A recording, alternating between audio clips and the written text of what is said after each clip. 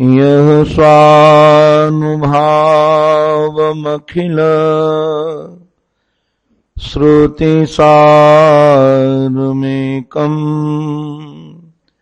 अध्यात्मदीपमति तितिरशतां तमोन्धम् संसारिणां करुणयाः पुराणगुह्यम् तं व्याससूनुमुपयामि गुरुं मुनीनाम्। नमः परमहंसास्वादित चरणकमलचिन्मकरन्दाय भक्तजनमानसनिवासाय श्रीरामचन्द्राय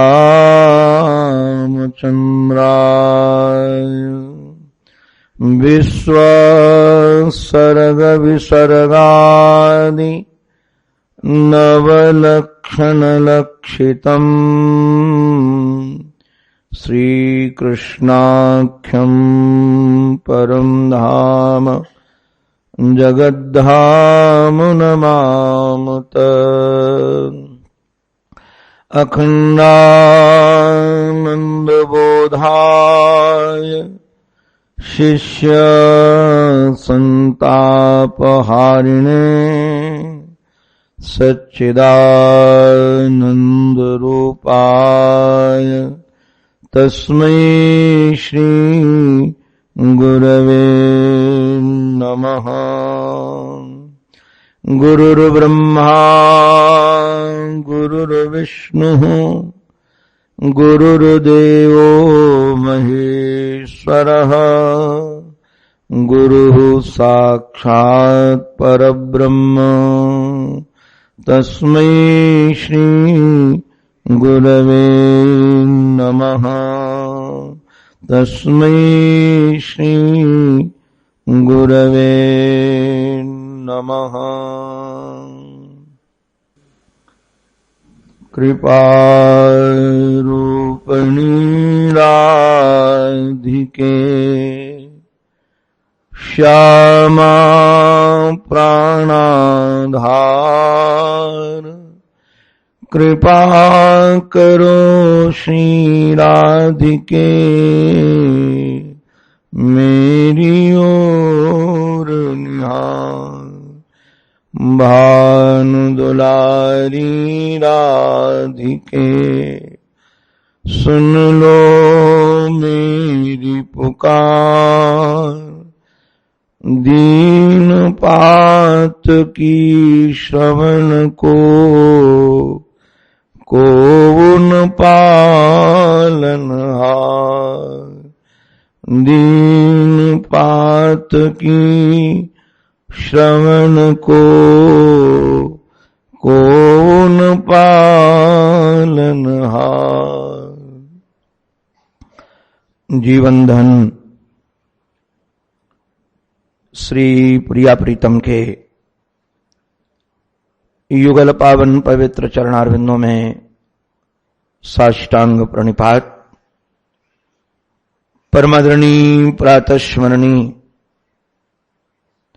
अनंत श्री समलंकृत श्री सद्गुरुदेव भगवान के युगल पावन पवित्र चरणारविंदों में बारंबार वंदन। परमादरणी पूज्य संत वृंद, पूज्य विद्वत वृंद, साधक वृंद, भगवान की अनुराग वर्धनी गाथा से अनुराग रखने वाले भक्त वृंद एवं मातृशक्ति, आप सबके रूप में अपने जीवन धन की ही अनेकानेक आकृतियां निहारता हुआ आप सबके भी पावन चरणों में मैं बारंबार वंदन करता हूं। आओ हम सबका जीवन मधुमय बने, रस में बने, आनंद में बने। इसलिए भगवदावतार भगवान का साक्षात विग्रह ही जो श्रीमद् भागवत महापुराण है, उसके निरोध स्कंध में हम लोग प्रविष्ट होते हैं। निरोध का सीधा साधा अर्थ है, जैसे योग का काम है ना, योगश्चित्त वृत्ति निरोधः। योग यही काम करता है कि चित्त वृत्ति का निरोध कर देता है। तो संसार में जो हमारी चित्त वृत्ति भटकी हुई है, पुत्र के आकार के, धन के आकार के, मान प्रतिष्ठा के आकार के, हमारा मानस बनता रहता है, हमारा हृदय बनता रहता है। इन सारे आकारों को मिटा करके जीवन धन श्री कृष्ण के आकार का हृदय हमारा बने, इसके लिए हम ये सब सारे रसीले प्रसंग सुनते हैं, चिंतन करते हैं। मधुसूदन सरस्वती महाभाग ने एक बड़ी रसीली बात कही है, मूसा सिक्तम यथा ताम्रम तन्निभम दृश्यते यथा। पहले के समय में हमारी माताएं लाख की चूड़ियां पहनती थी, बाद में कहीं बेल्टी भेजनी हो तो उसके लिए भी सिल करके उसमें मोहर लगा दी जाती थी। तो लाख में यदि कोई आकार बना हुआ है और हमको अब दूसरा आकार उसका बनाना है, तो कर्तव्य हमारा यही होगा कि पहले उसको हमको पिघलाना पड़ेगा। जब तक वह पिघलेगा नहीं तब तक उसमें दूसरा आकार बनने वाला नहीं है। वैसे ही हम सबका हृदय का जो आकार है ना, ये राग द्वेष के आधार पर बना हुआ है। किसी की आकार किसी प्रकार का है हृदय का, किसी का हृदय का आकार किसी प्रकार का है।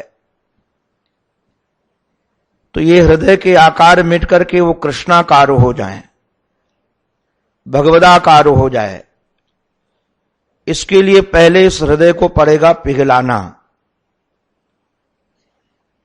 और ये हृदय पिघलेगा कैसे? जैसे लाख आदि को पिघलाने के लिए वही अग्नि चाहिए, वैसे ही हृदय को पिघलाने के लिए वियोगाग्नि चाहिए। जब तक वियोगाग्नि हमारे अंतःकरण में नहीं जलती है,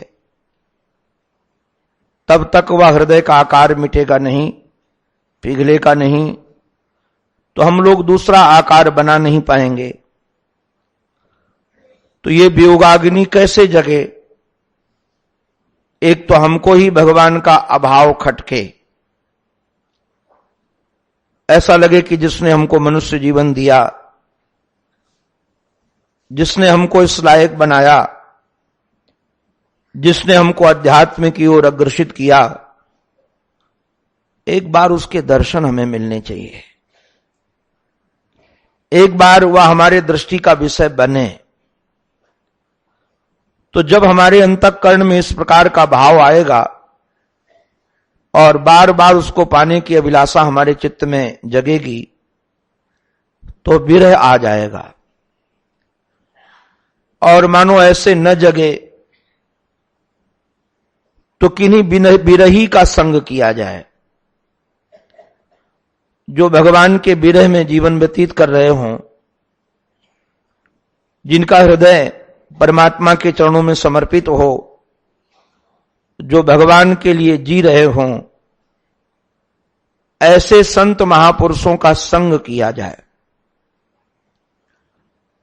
किंतु ऐसे महापुरुष आजकल हम ढूंढते घूमे तो शायद मिले भी नहीं। धन के लोभी, प्रतिष्ठा के लोभी, संसार के प्रति आकर्षण चित्त वाले बहुत सारे लोग मिल जाएंगे, किंतु जिनका जीवन केवल भगवद आश्रित हो, केवल भगवान के लिए जीते हों, मयि अनन्येन भावेन भक्तिम कुर्वन्ति ये, जो अनन्य भाव से दूसरा कोई उनके अंतःकरण में भाव न हो, ऐसे महद पुरुषों का संग मिलना बड़ा कठिन है। तो हम करें तो क्या करें, कैसे हमारे अंतःकरण में ये प्रेम की धारा बहे, हमारा अंतःकरण कैसे पिघले।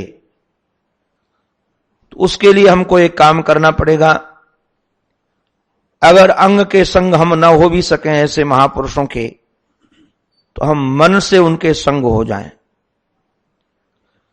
तो मन से संग होने का अभिप्राय क्या है कि कम से कम हम जब उनकी बात सुनेंगे, उन महापुरुषों का चरित्र सुनेंगे, उन महापुरुषों का जीवन सुनेंगे, तो निश्चित रूप से हमारे चित्त में भी वह रस प्रकट हो जाएगा। हमने कई आचार्य चरणों से ये बात भी सुनी है कि बृहस्पति के शिष्य थे, भागवत में भी वर्णित है, श्री उद्धव जी महाराज शास्त्रज्ञ थे, नीति की, न्याय की, सब बातों के जानकार थे, मंत्री भी थे। सारे गुण श्री उद्धव जी महाराज में थे। तो भगवान को लगा कि ये सारे के सारे गुण होने के बाद भी एक गुण अभी शेष है, वो हृदय का रसीला होना। तो हृदय का रसीला होना ये गुण शेष है। तो भगवान चाहते तो उनके अंतःकरण को रसीला बना देते, किंतु भगवान ये चाहते थे कि जिनका अंतःकरण प्रेम रस से रसीला हो चुका है, ये उनके संग में जाएं। कई बार बड़ा विलक्षण लगता है, जैसे आप पढ़ेंगे भागवत में 10वें स्कंद में एक बड़ी रसीली बात है। भगवान ने संतों की बड़ी महिमा गाई। भगवान ने यहां तक कह दिया कि जल के बने हुए तीर्थ, पाषाण की बनी हुई मूर्तियां, ते पुनन्ति उर्कालेन दर्शनात् देव साधवा, ये मूर्तियां, जल के बने तीर्थ आदि, ते पुनन्ति, वो भी पवित्र करते हैं, किंतु उर्कालेन, उर्कालेन का ही प्राय दीर्घकालेन। आप ऋषिकेश का सेवन करो, गंगा का सेवन करो, किसी अर्चय विग्रह की आराधना करो, ये भी आपको पवित्र करेंगे। ऐसा मत समझना कि इनसे पवित्रता नहीं मिलेगी, ये भी हमारे अंतःकरण को पवित्र करेंगे ही करेंगे, किंतु दीर्घ काल लग जाएगा। किंतु किसी महद पुरुष का दर्शन हो जाए तो दर्शनात् देव साधवः, अगर वह दर्शन ही के विषय बन जाए तब भी हमारा अंतःकरण पवित्र हो जाएगा, दीर्घ काल तक नहीं लगेगा। तो अब ऐसे महापुरुष हम कहां खोजें, कैसे मिलें? मैं निवेदन वही कर रहा था।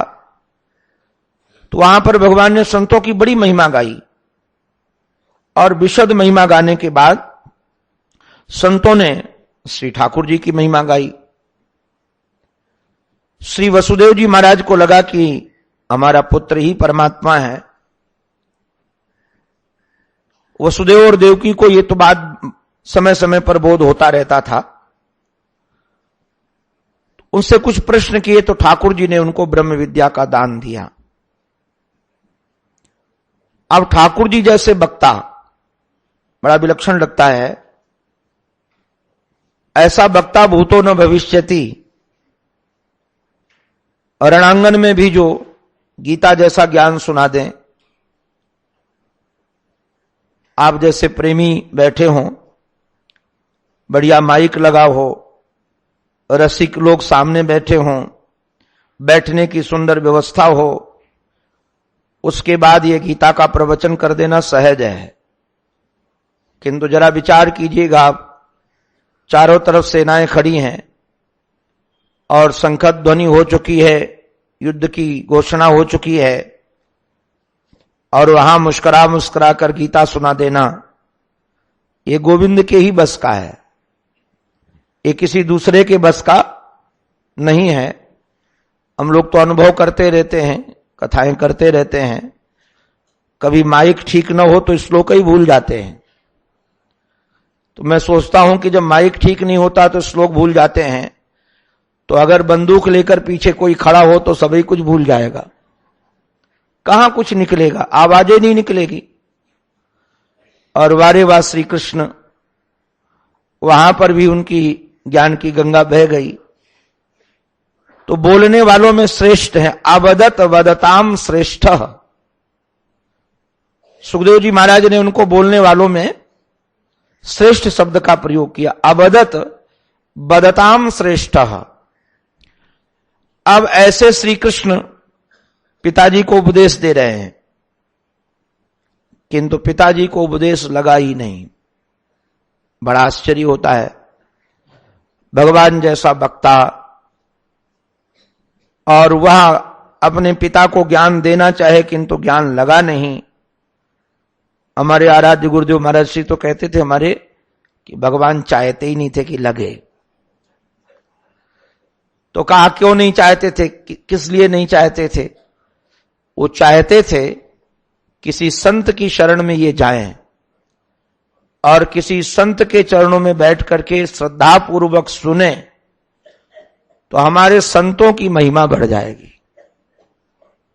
भगवान स्वयं संतों की महिमा बढ़ाना चाहते हैं। भगवान चाहते हैं कि हमारे प्रेमियों की महिमा बढ़े, हमारे संतों की महिमा बढ़े। और वही वसुदेव जी महाराज जब वंश को श्राप लग गया, एकादश स्कंद में आप लोग सुने होंगे, जब हमारे श्री नारद जी महाराज गए तो उनके चरणों में बैठ करके श्रद्धावान होकर के उन्होंने भागवत धर्म के बारे में पूछा। श्री नारद जी महाराज ने भी नवयोगेश्वर संवाद उनको सुनाया। उसके बाद श्री वसुदेव जी को बोध हो गया। अभिप्राय क्या है कि भगवान का संकल्प था संत से काम बने, तो संत से काम बन गया। ऐसे ही श्री उद्धव जी को रसीला बनाने का जब मानस हुआ तो भगवान स्वयं रस सिंधु है, आनंद सिंधु है, करुणा सिंधु है, कृपा सिंधु है, रस वर्षी है, मेघ स्वरूप है। चाहते तो उद्धव का हृदय रसीला बना देते, किंतु उनको लगा कि नहीं, ये एक बार गोपियों से मिल करके आए, वृंदावन की भूमि में जाएंगे तो पता चलेगा कि प्रेम कहते किसे हैं। इसलिए भगवान के चित्त में था कि श्री उद्धव जी को वृंदावन भेजना है। जैसे कल मैंने रत्नाकर जी का भाव रखा था आपके सामने कि कमल के पुष्प को देखकर श्याम सुंदर को श्रीधाम वृंदावन की स्मृति आ गई, श्री किशोरी जी की याद आ गई। वैसे जो आर्ष कवि हैं वो इन भावों को बहुत स्थान नहीं देते हैं, लौकिक कवियों के भावों को, क्योंकि उनको ऐसा लगता है आर्ष कवियों को कि किसी वस्तु को देखकर, किसी व्यक्ति को देखकर, किसी स्थान को देखकर अपने प्रीतम की याद आए तो लगता है कि प्रीतम की याद थी नहीं, उनको किसी ने याद दिला दी। वहां तो अपने प्रेमियों की स्मृति कभी भूलती नहीं है। भागवत में एक बड़ा, अपने विष्णु पुराण का एक श्लोक बड़ा रसीला है। उन्होंने कहा कि सबसे बड़ी यदि जीवन में विपत्ति कोई है तो भगवान का विस्मरण है। विपदो नैव विपदा संपदो नैव संपदा। विपत्ति विपत्ति नहीं है, संपत्ति संपत्ति नहीं है, तो विपत्ति क्या है? बोले विपत्ति यही है कि भगवान का विस्मरण हो जाए। तो गोपियों को यदि भगवान का विस्मरण नहीं हुआ तो गोविंद को भी भगवान का विस्मरण नहीं हुआ। कोई कमल के पुष्प को देख करके स्मृति आई हो, ऐसा आर्ष कभी नहीं मानते हैं, आर्ष चिंतक नहीं मानते हैं। किंतु हम लोग तो इन साधकों के भावों को भी स्थान देते हैं, रमते भी हैं। हमारे महर्षि तो कहते थे संत के चिंतन में जो लीला आ जाती है वह लीला ठाकुर जी को करनी पड़ती है। मानो द्वापर में कोई लीला श्री कृष्ण ने ना भी की हो और किसी संत की चिंतन धारा में वह लीला आ जाए तो निश्चित रूप से भगवान को लीला करनी पड़ेगी। इसलिए वो बहुत ध्यान रखते थे कि कभी भी कथा सुनाते समय, प्रवचन करते समय भगवान को भक्त से दूर नहीं रखना चाहिए। समाप्ति के समय अब मानो 10:30 बजे यदि कोई लीला बीच में छूट जाए तो आप वियोग में यदि लीला हमने छोड़ दी, बिलखते हुए हमने छोड़ दिया, तो निश्चित रूप से फिर वो 24 घंटे के बाद ही 23 घंटे के बाद नंबर आएगा। तो कहते थे लीला में भी भले ही संक्षेप में मिलाकर छोड़ो और बाद में पुनः वहीं से प्रारंभ कर दो जहां से विश्राम लेना था, क्योंकि जो लीला हमारे संत चरण कथाओं के माध्यम से या वैसे चिंतन करते हैं तो भगवान वैसी वैसी लीला करते हैं। तो यदि हम वियोग में उनको छोड़ देंगे तो भगवान विरहावस्था में ही रहेंगे, प्रेमी विरहावस्था में ही रहेगा, तो वो ठीक नहीं है। इसलिए लीला जो भी संतों की, चाहे पूज्य रत्नाकर जी के हों, अन्य कवियों के चित्त में, सूरदास जी महाराज के कवि के चित्त में हो, तो जो लीला उनके चित्त में आएगी वह लीला भगवान करते हैं और लीला होती है। ऐसी एक लीला अभी हम आपको सुनाने जा रहे हैं। अपने चित्त को आप वहीं रखिए, क्योंकि भगवान का मानस है श्री उद्धव को वृंदावन भेजना। किंतु कोई भी बात समय पर बोली जाए और उचित व्यक्ति के सामने बोली जाए, वही बात काम की होती है। इसलिए ये नहीं कि जो बात जब चाहो तब बोल दो, समय देख करके बोलना चाहिए कौन सी बात कब बोलनी है। अगर आप ऐसे इस बात को बोल दो, इसका बहुत ध्यान रखना चाहिए व्यवहार में भी। ये नहीं कि जो हमारे चित्त में बात आ गई है बस बोलना हमारा कर्तव्य है। समय का ध्यान रखना चाहिए, व्यक्ति का ध्यान रखना चाहिए, स्थान का ध्यान रखना चाहिए। समय का, व्यक्ति का, स्थान का, कौन सी बात हम किसको बोल रहे हैं, व्यक्ति का ध्यान, कौन से काल में बोल रहे हैं। अब समय कौन है, अब मानो आप अन्यथा मत लीजिएगा, मैं प्रसाद पाने के लिए बैठा हूं, प्रसाद पाने का समय आप बैठे हैं और कोई सज्जन आकर के उनके प्रेमी बैठे हों, कहें कि कल हमने जुलाब ले लिया था और हर्रे बहुत खा ली तो सुबह से मैं दौड़ रहा हूं। अभी भोजन काल में ये चर्चा कोई उचित है क्या? ये उचित नहीं है चर्चा। भोजन किस काल में कौन सी चर्चा करनी है? हमारे शास्त्र की मर्यादा तो यह है नारायण कि यदि कोई प्रसाद पा रहा है और प्रसाद पाने के लिए सामने थाली रखी है, किसी की मौत हो गई और कोई व्यक्ति सूचना देने के लिए आया कि अमुक व्यक्ति की मौत हो गई है, तो शास्त्र की मर्यादा यह है कि पहले वो भोजन पा ले। प्रसाद पाने के बाद जब हाथ धो ले तब सूचना दो, क्योंकि अन्नम वही ब्रह्म, अन्न ब्रह्म है। उसको सूचना दे दी तो फिर बेचारा भोजन कहां कर पाएगा, वो थाली छूट जाएगी। इसलिए वो सूचना वहां देना उचित नहीं है।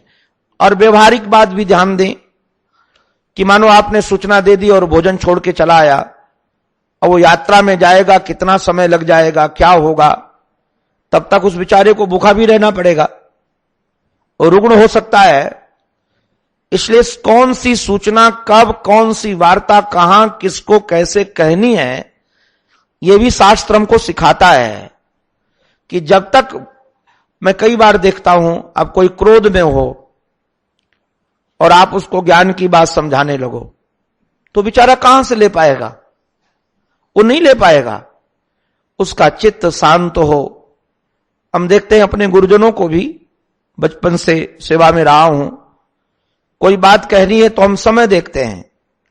अब वो प्रसन्न है, चित्त प्रसन्न है, उस समय बात कह दें कि महाराज जी हमको अमुक जगह जाना है, तो तुरंत आज्ञा मिल जाए। और मूड खराब है और पूछो तो डांट और पड़ जाए कि तुम्हारी चित्तवृत्ति बहिर्मुख है, तुमको तो एक जगह बैठना नहीं आता है, तुम घुमक्कड़ हो गए हो, क्योंकि वो मूड ठीक नहीं था। तो व्यक्ति देखकर, स्थान देख करके, समय देख करके ही वार्ता करनी चाहिए, ये नहीं कि कभी कोई का बात कह दो। तो भगवान के चित्त में श्री उद्धव जी को भेजने का मानस तो था, योजना थी चित्त में कि कभी एकांत मिले, कभी समय मिले तो श्री उद्धव को मैं भेज दूं वृंदावन।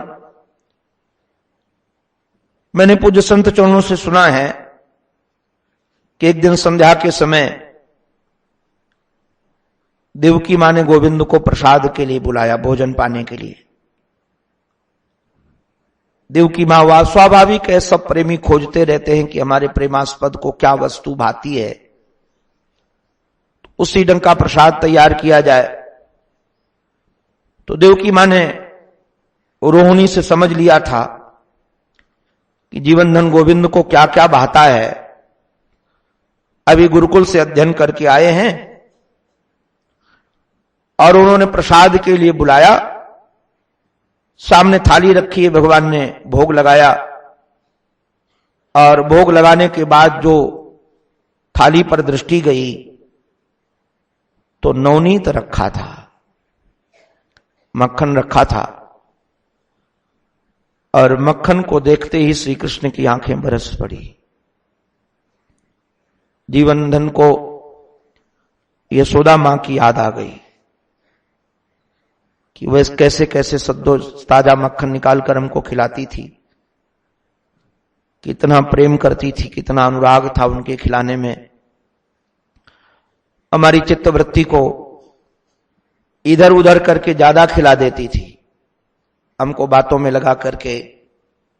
देख लाला वो मोर नाच रहा है, वो कोयल क्या कह रही है, वो पपिया किसको बुला रहा है, ऐसे बातें इधर उधर की बातें करके। और आप लोग जानते हैं बात करते करते भोजन ज्यादा हो भी जाता है, इसलिए शास्त्र की मर्यादा तो यह है कि मौन रह करके भोजन करो, क्योंकि मौन रह करके भोजन किया जाएगा तो जितना पेट को जरूरत है उतना ही दिया जाएगा, और चित्तवृत्ति इधर उधर होगी तो हम ज्यादा खा जाएंगे। तो हमारी माताओं को तो लगता है कि पुत्र जितना अधिक खाए उतना अधिक स्वस्थ रहेगा, तो प्रेम से भोजन कराना।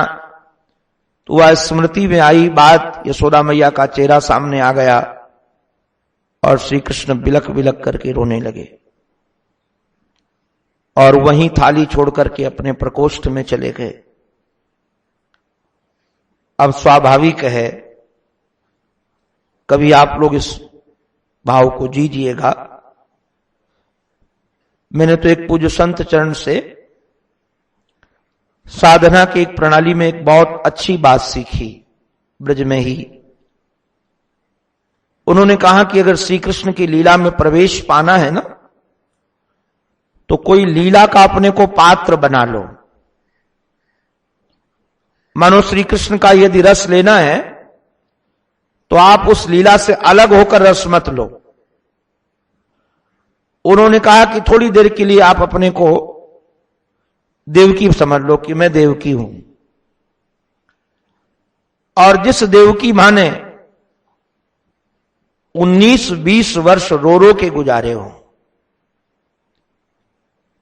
आप अनुमान लगाइएगा, कभी सामान्य अनुमान, ब्याह के बाद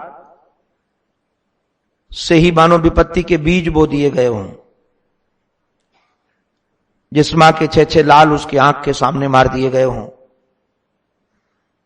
एक गर्भ खाली होकर चला गया हो, और 8वें में श्री कृष्ण है, वो भी नारायण कोई सहज बात नहीं कि कोई मां अपने पैदा हुए नवजात शिशु को तुरंत अपने से दूर कर दे। हमने देखा है गैया मैया ब्याई हो और तुरंत उसका बच्चा यदि दूर करने लगो आप, तो वह खूंखार बन जाती है, बच्चे को नहीं हटाने देती है। और हमने तो देखा है सीधा वृंदावन में अपने यहां कि बच्चा पैदा होता है, हमारा गौशाला आश्रम का 3-4 किलोमीटर दूर है, तो गाय वहां जाती है तो फिर आश्रम में लेकर आते हैं। तो अब गाय को बांध कर नहीं लाना पड़ता है। हम तो अभी डांट लगाए अपने सेवकों को, बहुत पीड़ा हुई, हमने देखा कहीं से मैं आ रहा था तो पीड़ा हुई। वो लोग क्या करते हैं, ट्रैक्टर में टाली में बछड़े को लेकर बैठ गए और गैया खुली है, ट्रैक्टर चल रहा है और वो गाय दौड़ती है ऐसे कि कहीं रोड पर गिर जाए, कोई सामने आ जाए, इतना भागती है गाय। वो कौन से डोर से बंधी? अपने बच्चे के स्नेह की डोर से बंधी है। हमने डांट लगा करके कहा कि आज के बाद कभी भी आप बच्चे को ट्रैक्टर में नहीं लाओगे, आप उसको गोद में लाओ, कम से कम आप धीरे धीरे चलोगे तो वो धीरे धीरे गाय चलेगी, क्योंकि वह स्नेह से डोर से बंधी है। अब विचार कीजिएगा, कभी चिंतन कीजिएगा कि रात्रि में 12 बजे बालक उत्पन्न हुआ हो और केवल बालक के हित के लिए कि कहीं यहां मंगल न हो जाए, मां ने अपने हृदय के टुकड़े को तुरंत अपने से अलग कर दिया। और अलग करने के बाद 1-2 वर्ष नहीं, 10.5 साल 11 वर्ष तक मुख ही न देखा हो।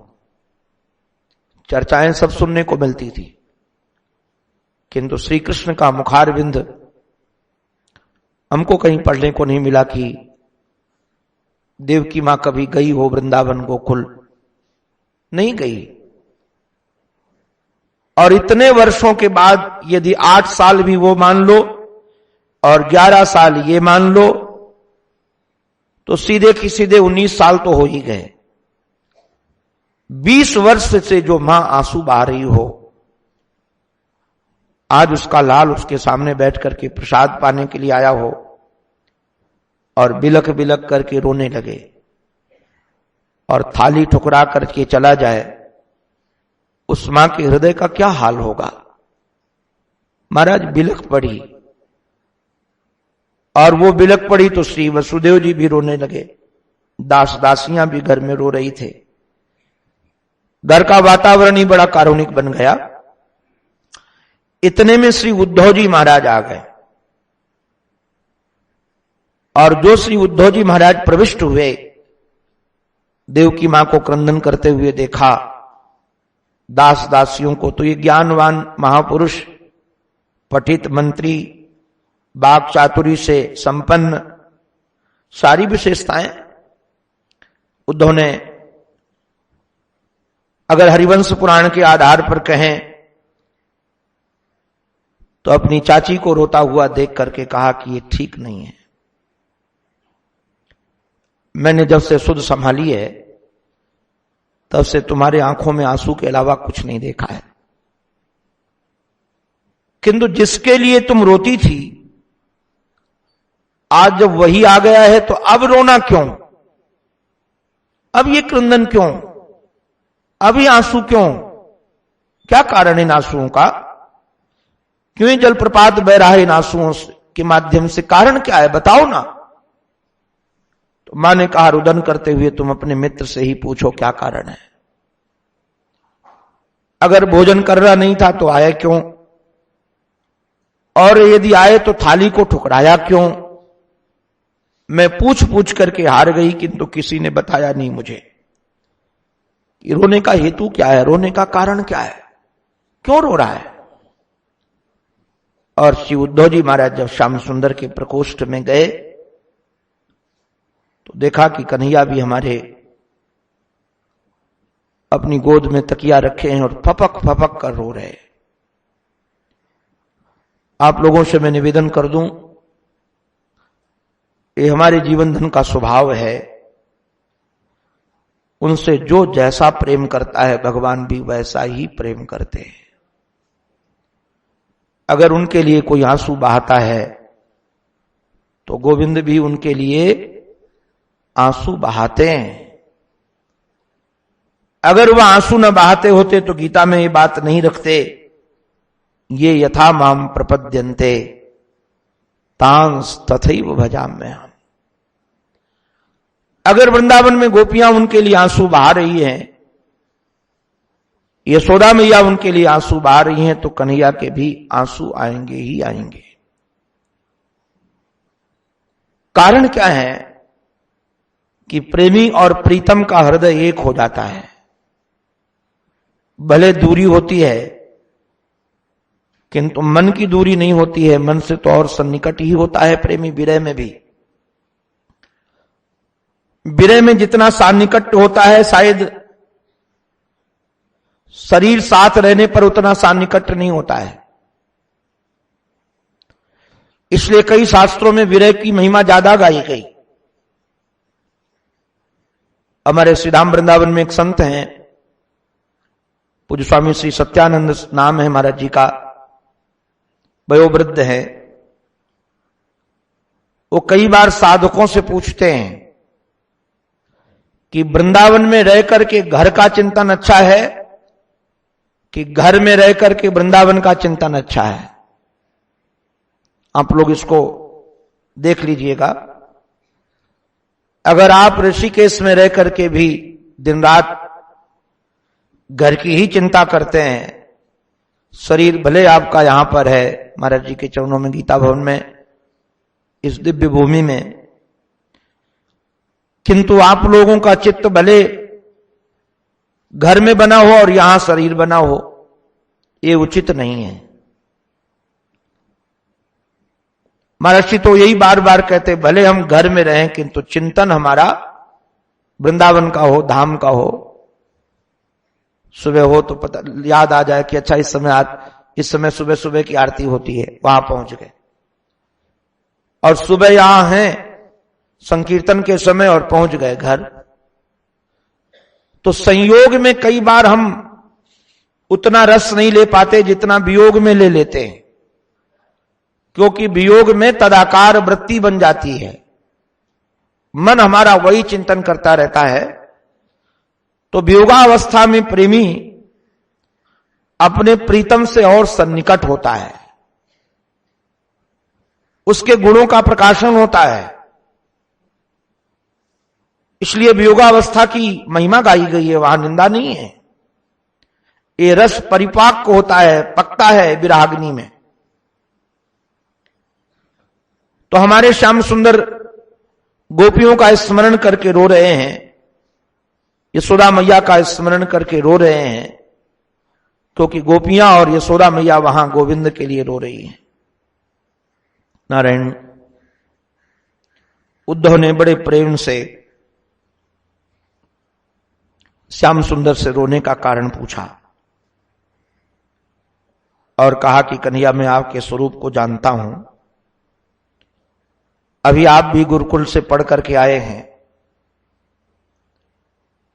तो संसार के रहस्य को आप जानते हैं। अगर आप गोपियों के लिए रो रहे हैं, यशोदा मैया के लिए रो रहे हैं, तो ये उचित नहीं है, क्योंकि ये संयोग और वियोग तो ये प्रारब्ध से आते जाते रहते हैं। आज जो हमारे साथ है वो कल हमारे साथ नहीं रहेगा, और जो नहीं है वो शायद हमारे साथ आ जाए, क्योंकि संसार में सबका परिवर्तन होता है। एक ऐसा परिवर्तन है जिसका परिवर्तन कभी नहीं होता है। ये परिवर्तन का परिवर्तन नहीं होता है। ये परिवर्तन का जो विधान है, इसका परिवर्तन नहीं होता, और सबका परिवर्तन होता है। सब परिवर्तनशील हैं। फिर रोना किस लिए? जब ये प्रश्न किया, अब श्याम सुंदर को मौका मिल गया।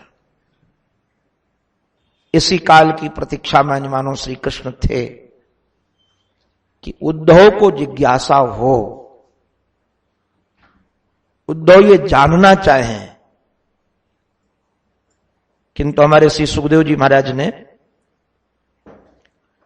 श्री कृष्ण के हृदय की बात बताने से पहले श्री उद्धव जी का परिचय दिया है, क्योंकि सामने से जो पात्र आए पहले उसकी बात पता होनी चाहिए, उसका धरातल पता होना चाहिए। ये किसके सामने श्री कृष्ण अपने दिल की बात कहने जा रहे हैं? मैंने कहा स्थान, व्यक्ति और काल। ये व्यक्ति कौन है जिसके सामने कि श्री कृष्ण अपना दिल खोलने जा रहे हैं? देखो भैया, ध्यान रखना, सबके सामने अपने दिल की बात नहीं कहनी चाहिए।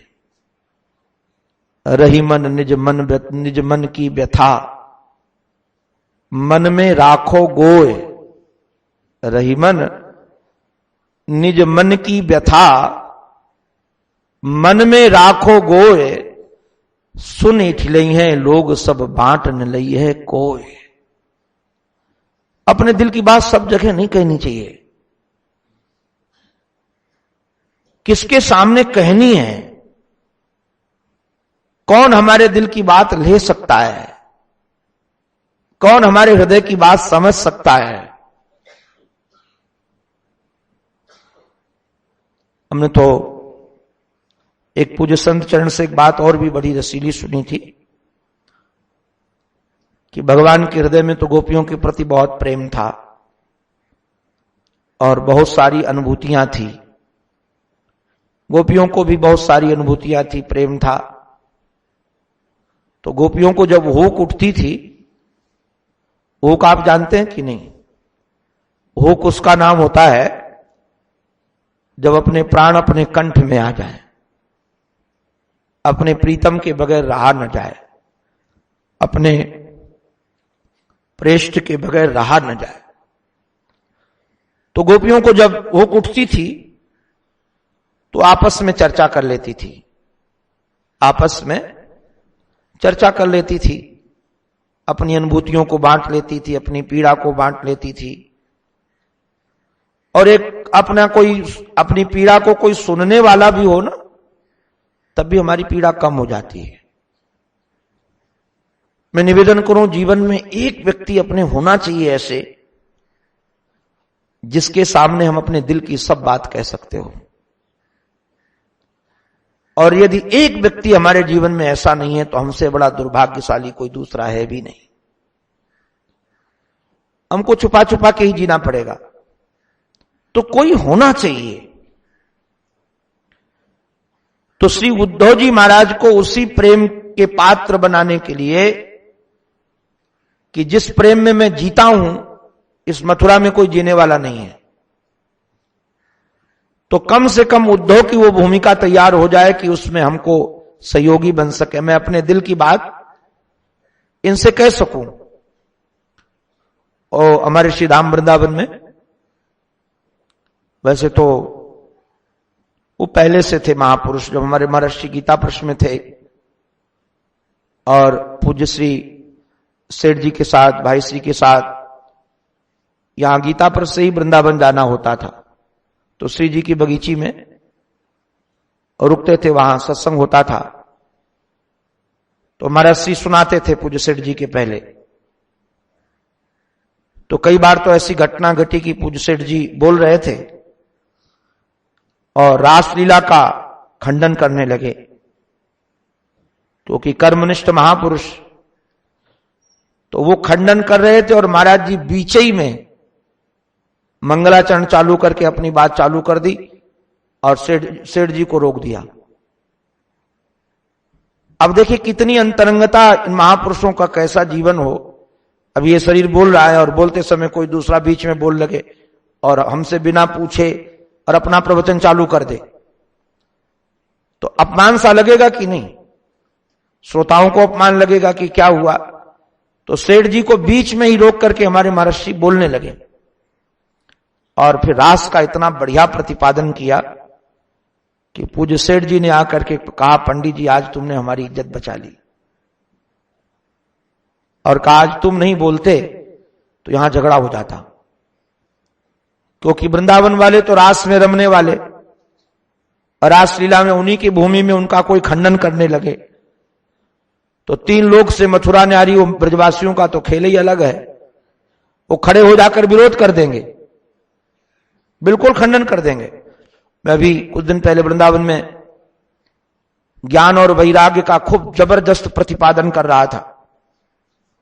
आश्रम से बाहर कथा थी, तो एक ब्रजवासी खड़ा हो गया, बोले ओ बाबा, तेरो नारद भी या वृंदावन में ज्ञान वैराग्य को ना जगा सको, तू क्या जगा सकेगो? नारद को भी अलग जगानी पड़ी हरिद्वार में, और तू ज्यादा ज्ञान वैराग्य की चर्चा करेगो तो तेरी भी टिकट हरिद्वार की कटवा दूंगो, फिर यहां वृंदावन में रहने की जरूरत ना है। हमने कहा भाई ये तो ब्रजवासी और बड़ा वयोवृद्ध व्यक्ति खड़ा हो गया। हमने कहा अच्छा बाबा मैं ध्यान रखूंगा। बोले यहां सब भक्ति की चर्चा होनी चाहिए, एक ज्ञान वैराग्य की चर्चा करना हो तो ऋषिकेश जाओ।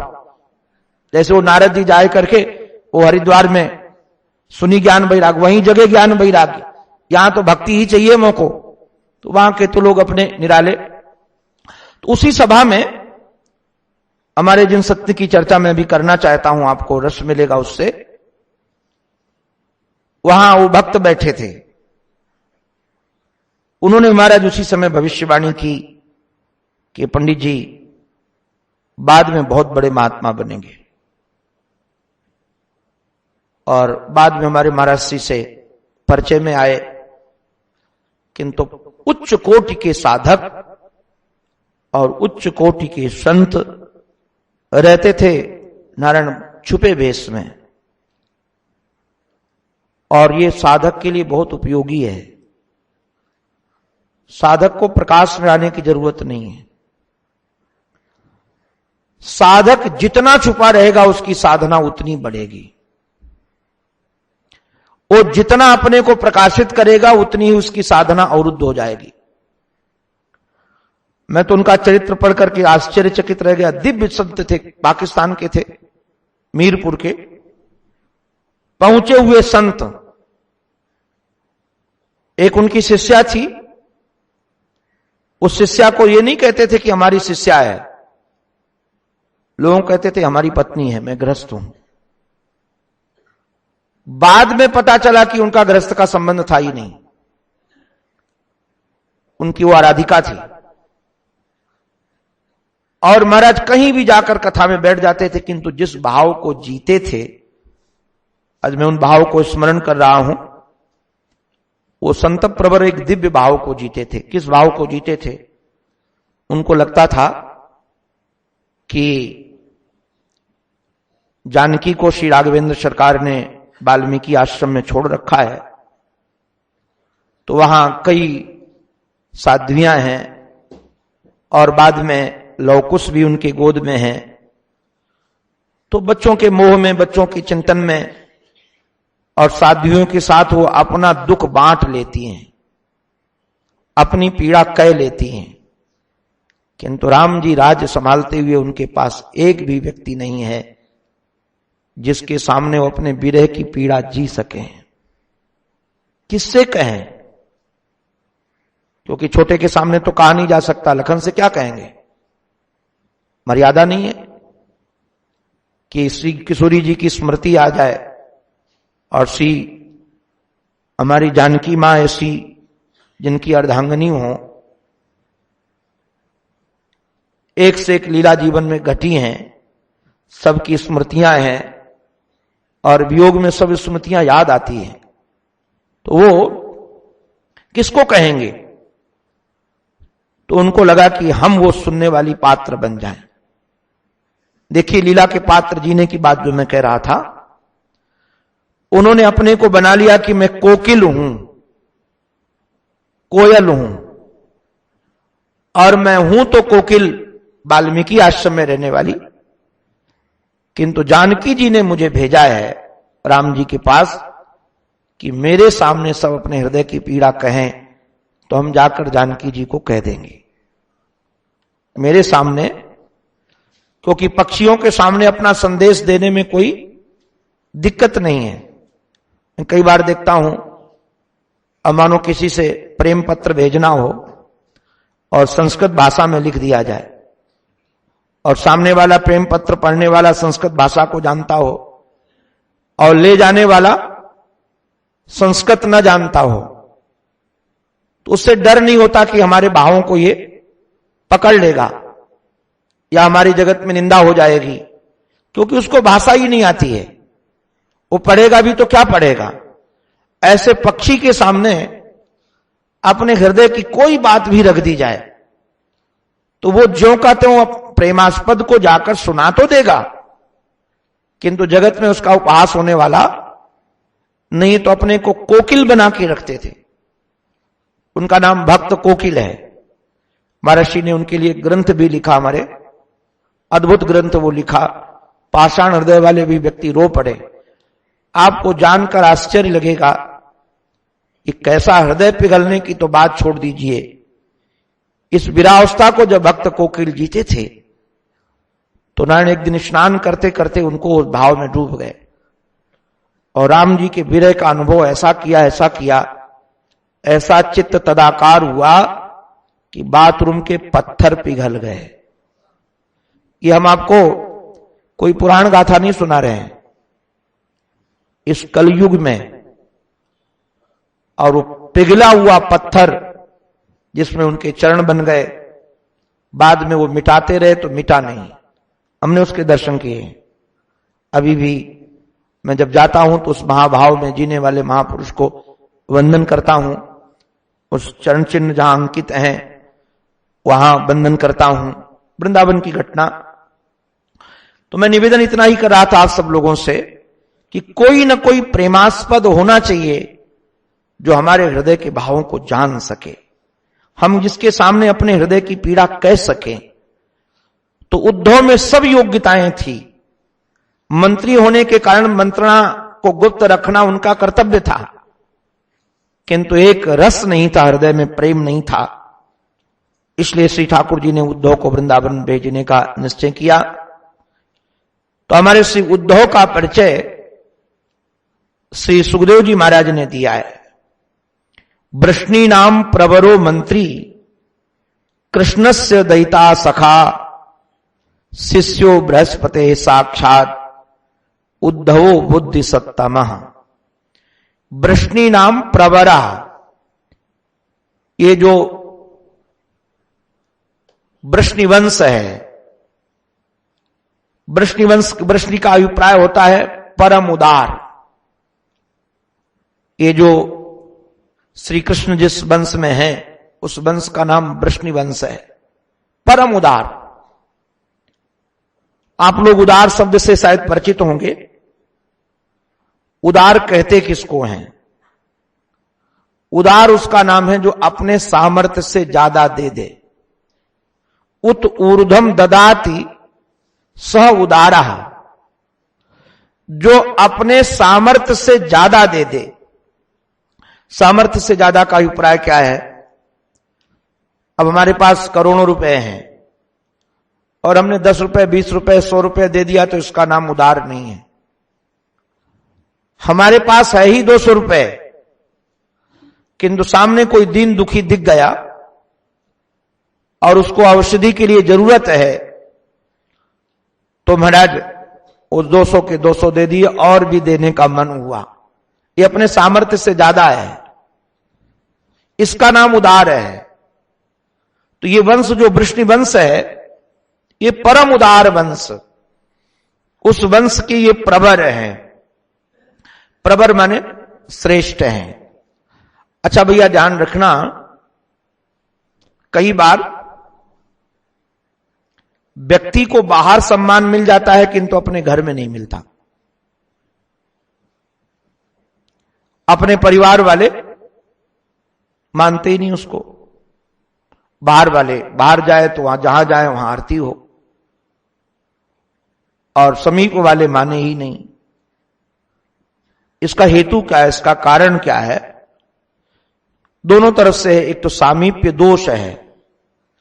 सामीप्य दोष उसका नाम है कि हम बड़े बड़े से बड़े व्यक्ति के पास रहे, किंतु अब हमारे अंदर में काम क्रोध लोभ है तो वही सामने वाले पर आरोपित करके हम उस पर देखने लगे। ये दोष बहुत खतरनाक है और इस दोष के कारण मैंने बहुत धोखा खाया है। तो हम साधकों को कहते रहते, भैया तुम धोखा मत खाना। हमारे तो 20 साल खराब हुए इसमें, लगभग 20 साल खराब हुए। हमको तो किसी महात्मा पर निष्ठा ही नहीं थी। महात्मा के सन्निधि में रहते हुए भी हमको कहीं ना कहीं दोष दिखता था। महात्माओं का प्यार पाने के बाद भी हमको लगता था कि ये हमारे गुरु बनने लायक नहीं है, हमको कोई 7वें आसमान का गुरु चाहिए। हर में दोष दृष्टि रखते थे, कुछ न कुछ हमको गड़बड़ी दिखती थी। लगता था ये इनसे दीक्षा नहीं लेंगे, इनसे दीक्षा नहीं, ये इसमें ये गड़बड़ी है। और उसका हेतु यही था कि संत हमारे सामने खुलते थे, बच्चे थे, तो हमको कहीं छूट, महाराज कभी उनके जीवनचर्या में, दिनचर्या में कहीं भी रोक नहीं होती थी, किसी भी समय पहुंच जाएं, अंग संग रहते थे। तो गड़बड़ी उनमें नहीं थी, गड़बड़ी हमारे अंतःकरण में थी। और हमारे अंतःकरण के दो अच्छा बड़ा विलक्षण है, आप जरा ध्यान रखिएगा, इसको सावधान रहिएगा। रामचरितमानस के रामचरितमानस उत्तरकांड में तुलसीदास जी महाराज ने मानस रोगों का वर्णन किया है। मानस रोग, अच्छा ये शारीरिक रोग जो होते हैं ना, ये जिसके शरीर में होते हैं उसी के शरीर में दिखते हैं। अब मानो फोड़ा यदि हो गया है तो हमको फोड़ा है तो हमारे शरीर में दिखेगा, आपके फोड़ा है तो आपके शरीर में दिखेगा, ये शारीरिक रोग हैं। अब ज्वर आ गया है, बुखार आ गया है, खांसी आ गई, जितने शारीरिक रोग हैं जिसके शरीर में होंगे उसी के शरीर में दिखेंगे। किंतु मानस रोग की बड़ी विडंबना है, मानस होते अपने मन में, दिखते दूसरे के शरीर में है। बाबा ने तो कहा है सबके लख बिरले पाए। अब रोगी हमारा मन है, काम का रोगी हमारा मन, क्रोध का लोभी हमारा मन, लोभ का रोगी हमारा मन, और हमको दिखता है सामने वाला लोभी है, सामने वाला कामी है, सामने वाला क्रोधी है। ये जो दोष दर्शन है, ये दोष दर्शन हमारे कमजोरी है, हमारा अपना मन है जो वहां प्रतिबिंबित हो रहा है इधर किंतु दिखता उधर है।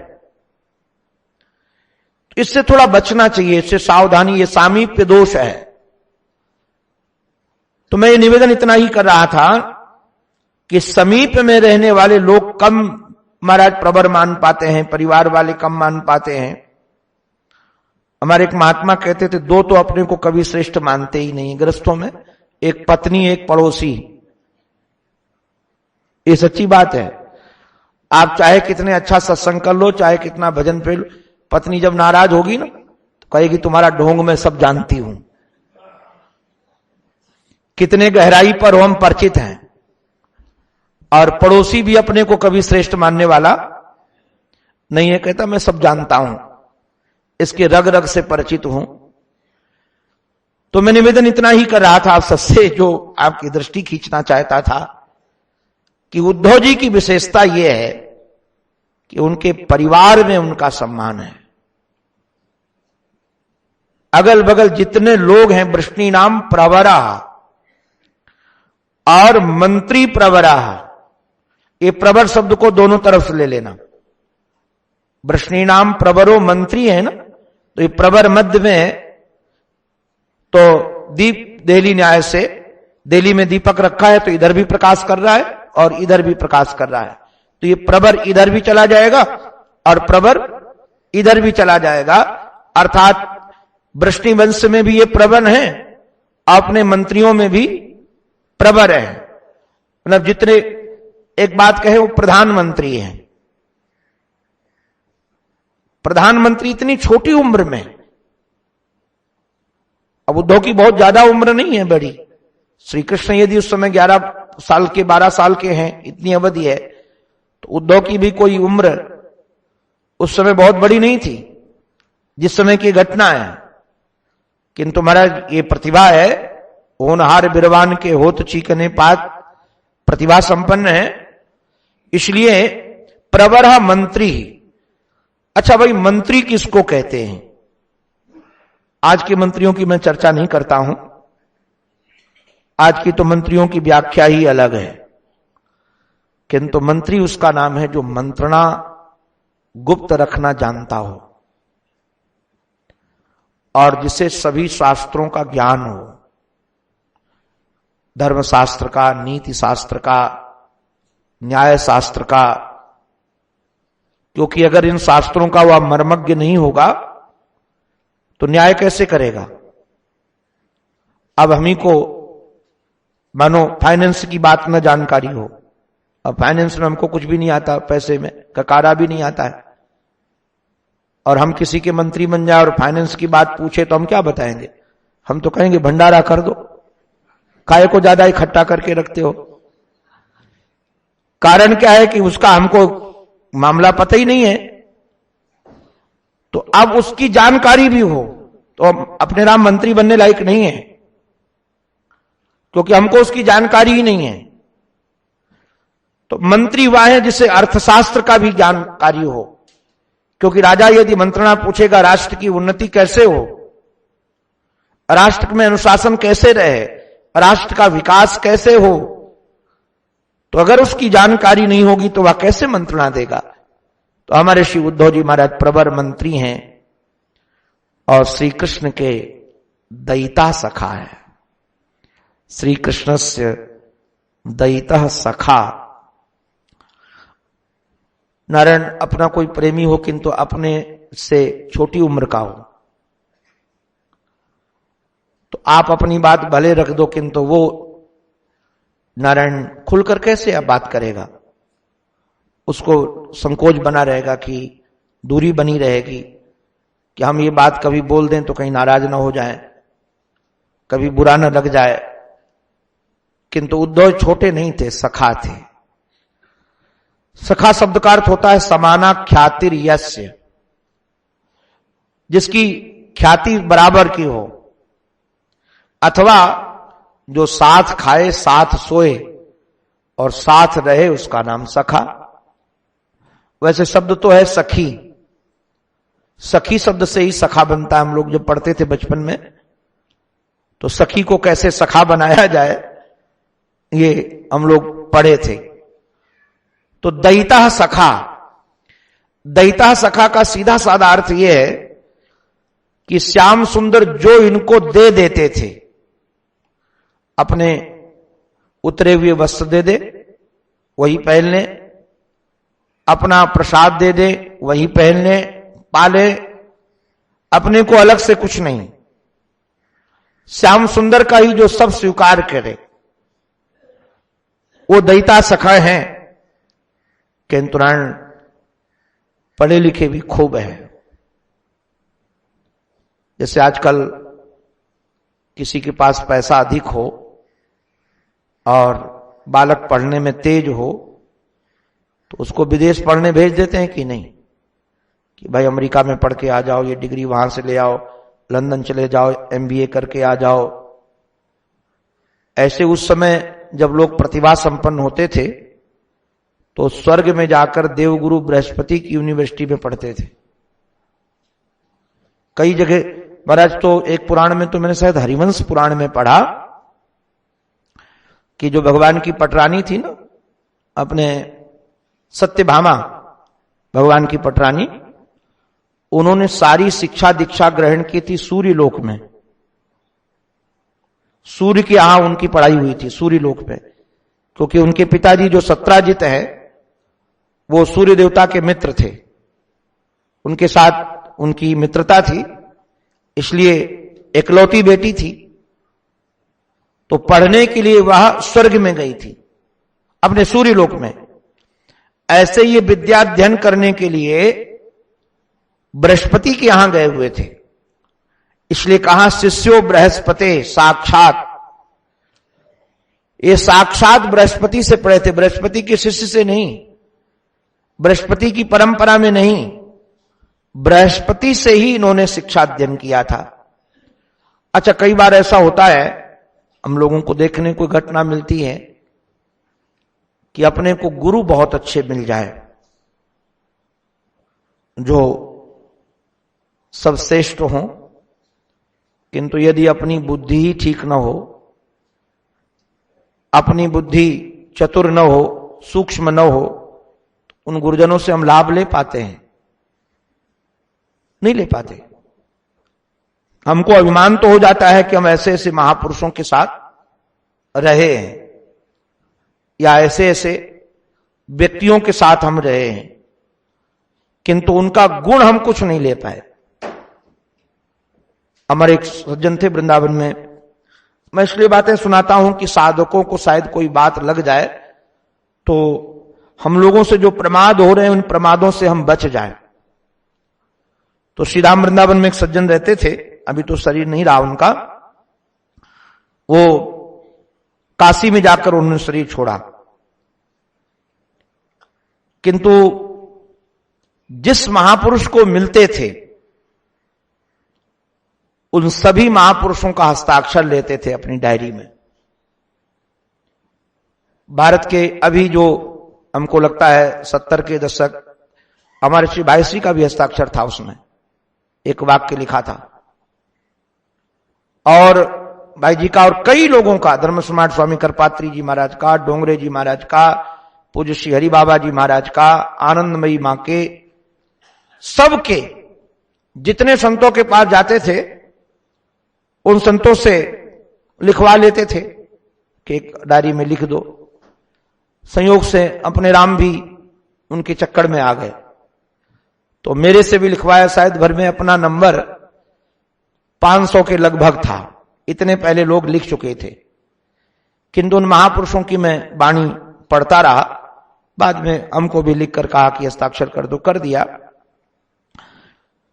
उनसे मैं बहुत प्रभावित हुआ, क्योंकि उन बड़े बड़े महापुरुषों की बात वो बताते थे कि मैं इनके साथ इतने दिन रहा, इतने साथ इनके दिन रहा, इतने डोंगरे जी महाराज के साथ जिया, आनंदमयी मां के साथ जिया, और मैं सन 30 में इन संतों के साथ आ गया था।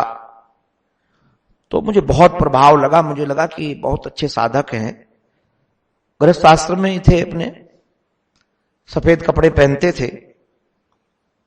तो मैं जब कभी उस दिशा की ओर जाऊं तो उनसे मिलता था, और मुझे लगता था इतने संतों का संग किया है तो कुछ न कुछ अपने को उनसे मिलेगा।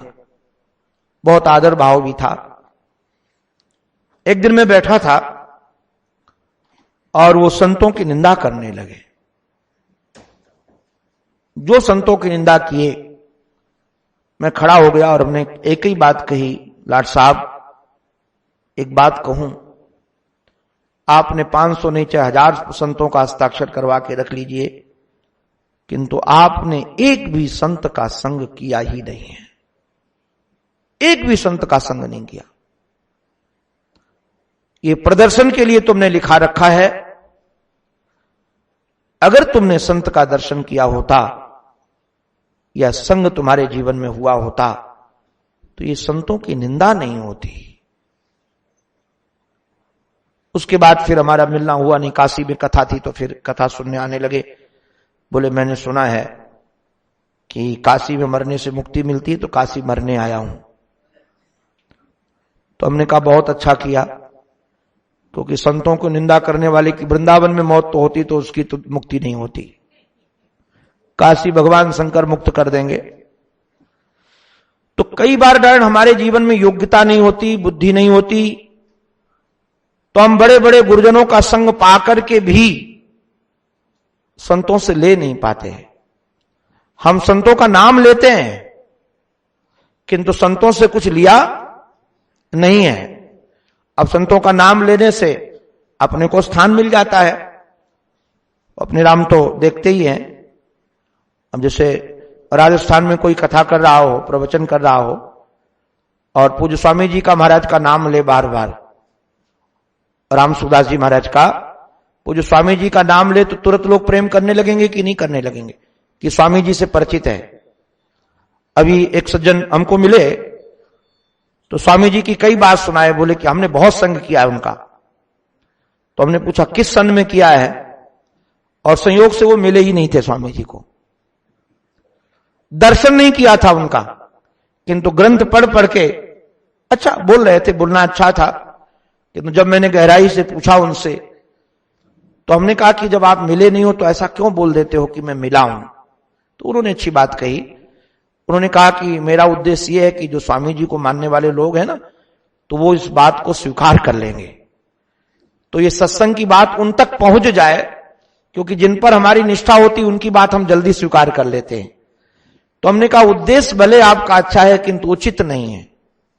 उद्देश्य भले अच्छा है कि स्वामी जी की बात है, स्वामी जी तक पहुंच जाए, तो हम ये भी कह सकते हैं कि हम पढ़े हैं, अमुक ग्रंथ के स्वामी जी से पढ़े हैं या अमुक महापुरुष से हमने सुना है।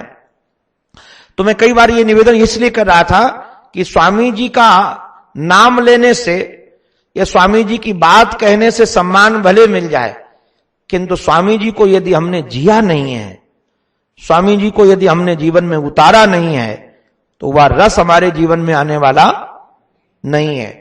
तो उतारने के लिए, जीने के लिए हमको बुद्धि चाहिए। अब देखिए, संयोग से ये ईश्वर की कृपा कहें, पूर्वजों की कृपा कहें, जिसकी कृपा आपको मानना हो मान लीजिए। मुझे तो ईश्वर की कृपा ही मानना उचित लगता है, जो हमको संतों के संग मिल जाते हैं। तो श्री उद्धव जी महाराज को बृहस्पति जी महाराज का सानिध्य मिला, उनसे अध्ययन करने को मिला, किंतु श्री उद्धव जी महाराज की बुद्धि बहुत तेज थी, सामान्य बुद्धि वाले नहीं थे। बुद्धि सत्तम, सत, सत्तर और सत्तम, ये सर्वश्रेष्ठ बुद्धि का नाम है सत्तम बुद्धि। तो सत, सत्तर, सत्तम तो सर्वश्रेष्ठ बुद्धि वाले थे। ये 6 विशेषताएं इनकी बताएगी जो श्री कृष्ण से संबंधित हैं, किंतु 3 विशेषताएं और भी हैं।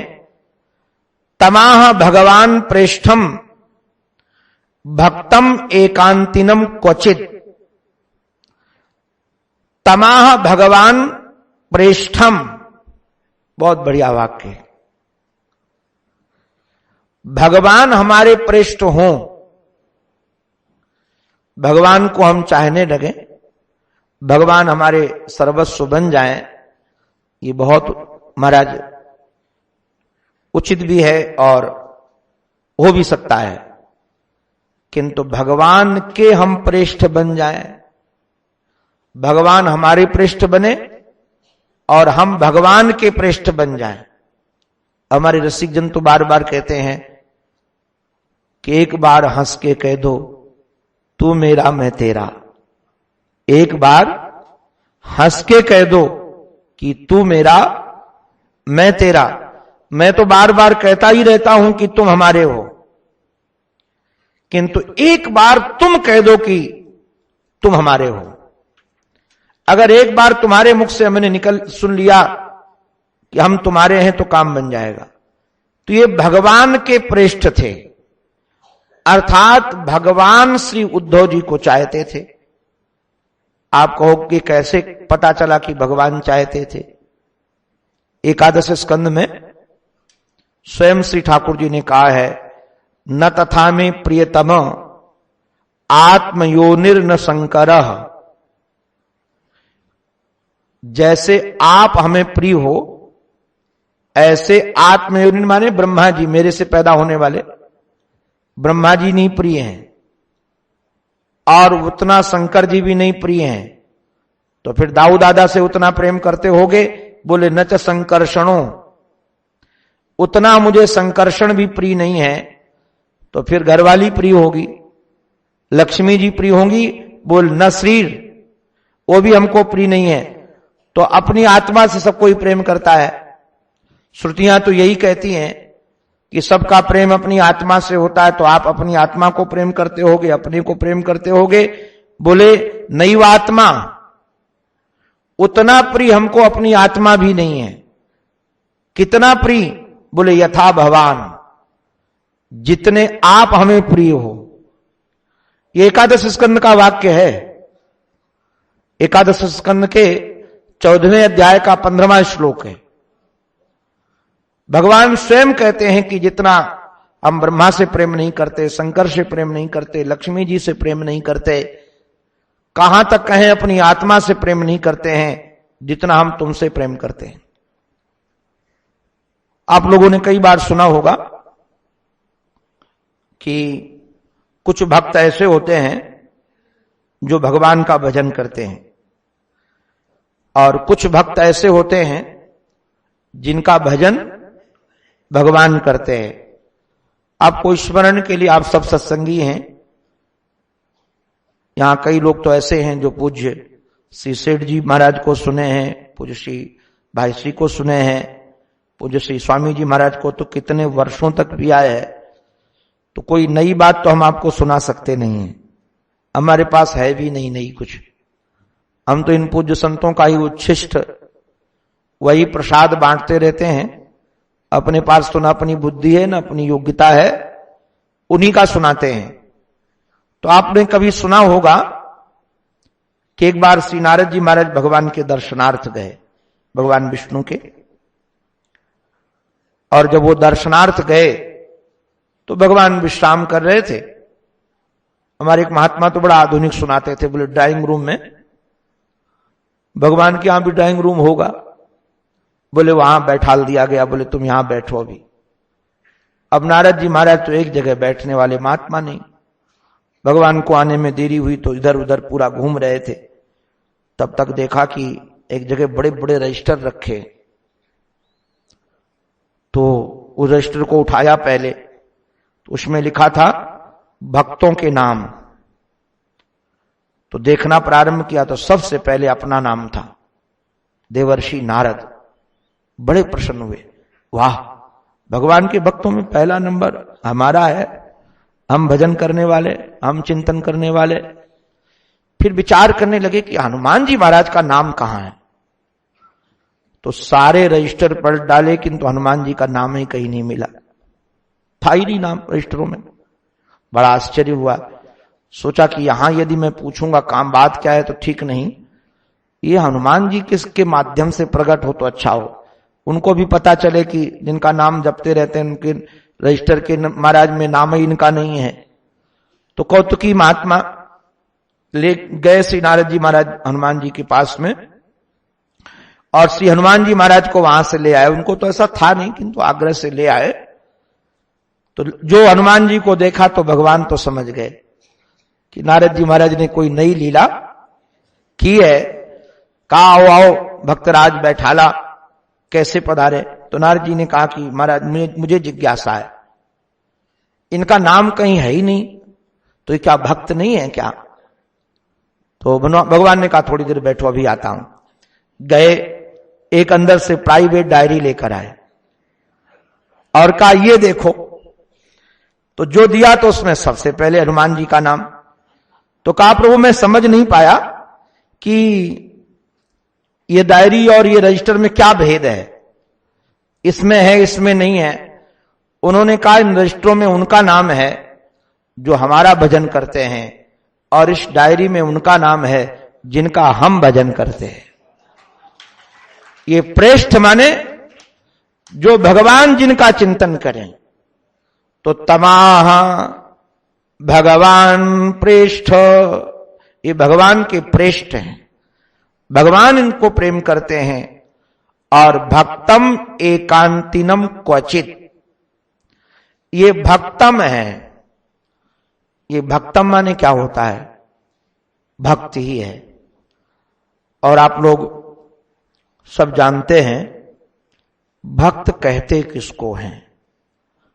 भक्ति की, भक्त की बहुत सारी व्याख्याएं हैं, किंतु श्री उद्धव जी महाराज जिस ढंग के भक्त हैं, मैं निवेदन कर दूं आप सबको, जो पका पकाया भात होता है ना, भात चावल, उसको संस्कृत भाषा में भक्तम बोलते हैं।